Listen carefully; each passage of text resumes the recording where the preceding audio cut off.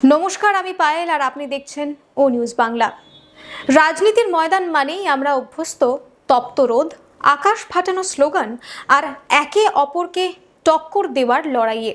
কিন্তু এই চেনা ছবির বাইরেও কখনো কখনো এমন কিছু মুহূর্ত তৈরি হয় যা রাজনীতির সমস্ত ব্যাকরণকে ওলটপালট করে দেয়। একবার ভাবুন তো, যার একটি ইশারায় বিশ্ব অর্থনীতি নড়ে চড়ে বসে, যার সুরক্ষার বলয় ভেদ করা প্রায় অসম্ভব, তিনি যখন বাংলার ধুলো বালি মাখা রাস্তার মোড়ে দাঁড়িয়ে পরম তৃপ্তি করে ঝালমুড়ি খান, তখন সেই ছবিটা কেমন লাগে?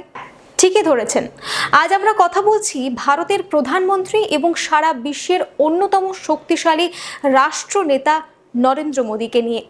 তবে আজ কথা হবে না তার কোনো রাজনৈতিক জয় নিয়ে, আজ কথা হবে তার সেই চিরপরিচিত মাটির টান নিয়ে। ক্ষমতার শীর্ষে থেকেও কিভাবে নিজের শিকড়কে আঁকড়ে ধরে রাখতে হয়, মোদিজি আবারও তা প্রমাণ করলেন বাংলার মাটি থেকে।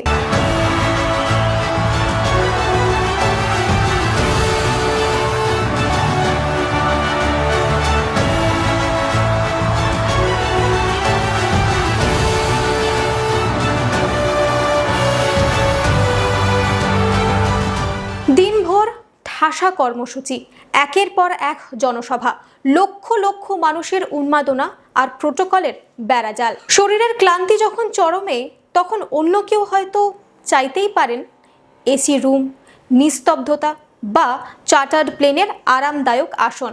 কিন্তু নরেন্দ্র মোদী তো আর পাঁচজনের মতো নন। তিনি তো নিজেকে দেশের প্রধান সেবক মনে করেন। বাংলার অলিগলি দিয়ে যখন তার কনভয় যাচ্ছিল, তখন আচমকাই তিনি নির্দেশ দিলেন গাড়ি থামাতে। সব প্রোটোকল ভেঙে নিরাপত্তার কড়াকড়িকে তুড়ি মেরে উড়িয়ে তিনি নেমে এলেন সেই মানুষের কাছে, যাকে আমরা প্রতিদিন দেখি বটে, অথচ খুব একটা গুরুত্ব দিই না। রাস্তার ধারের এক সামান্য ঝালমুড়ি বিক্রেতা। নরেন্দ্র মোদী তার কাছ থেকে চেয়ে নিলেন সেই মশলাদার ঝালমুড়ি। भाई हमें अपना झालमुड़ी खिलाओ। हाँ, कितने का होता है आपका झालमुड़ी? आप कितने नहीं, अच्छे वाला कितने का होता है? 10 पीस हाँ, जो भी है बना दो। हाँ झाल थोड़ी खाएंगे? हाँ झाल हाँ, खाएंगे, बिल्कुल खाएंगे। तो कितना 10 रुपए देना है? दुकान में आए सर हाँ, 10 रुपए देना है। नहीं भाई, ऐसा नहीं। हाँ हाँ प्याज खाते हैं आप? हाँ, आप प्याज खाते हैं, दिमाग नहीं खाते बस। এটি শুধু জলখাবার ছিল না, বরং এটি ছিল একজন শ্রমজীবী মানুষের লড়াইকে বিশ্ব মঞ্চে দাঁড়িয়ে কুর্নিশ জানানো। সমালোচকরা হয়তো বলবেন ক্যামেরা স্টান্ট, কিন্তু একবার ভাবুন তো, জনগণের মন জয় করতে কি সত্যি কোনো কৃত্রিম স্ক্রিপ্ট লাগে? না, লাগে শুধু খাঁটি সংস্কার। আজ তিনি গ্লোবাল লিডার, গোটা বিশ্ব তার নেতৃত্বের জয়গান গায়। কিন্তু বাংলার সাধারণ মানুষের সাথে এমনভাবে মিশে যাওয়া, এটাই প্রমাণ করে যে ক্ষমতার উচ্চতা তার পা মাটি থেকে আলগা করতে পারেনি।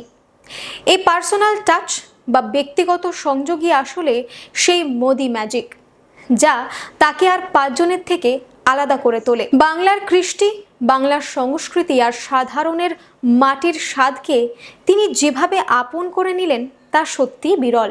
বাংলার এই ঝালমুড়ির স্বাদে আজ গোটা দেশ যেন নিজের ঘরের লোকটিকে নতুন করে খুঁজে পেয়েছে। ক্ষমতার শিখরে বসেও যার মনটা আজও পড়ে থাকে দেশের আপামর সাধারণ মানুষের জন্য। আজ বাংলার এই প্রান্ত থেকে সেই প্রান্ত, সাধারণ মানুষের মুখে একটাই কথা, যে নেতা আমাদের মাটির গন্ধ চেনেন, তার ওপরেই আমাদের ভরসা। আর তাই ধ্বনি উঠছে, মোদি হ্যাঁ তো মুমকিন হ্যাঁ। মাটির টানে মোদিজির এই সফর নিয়ে আপনাদের সকলের কি মত, অবশ্যই কমেন্ট করে জানান। আপাতত এই পর্যন্তই। দেশ ও দুনিয়ার অন্যান্য সব খবরের জন্য চোখ রাখুন ও নিউজ বাংলায়। ধন্যবাদ।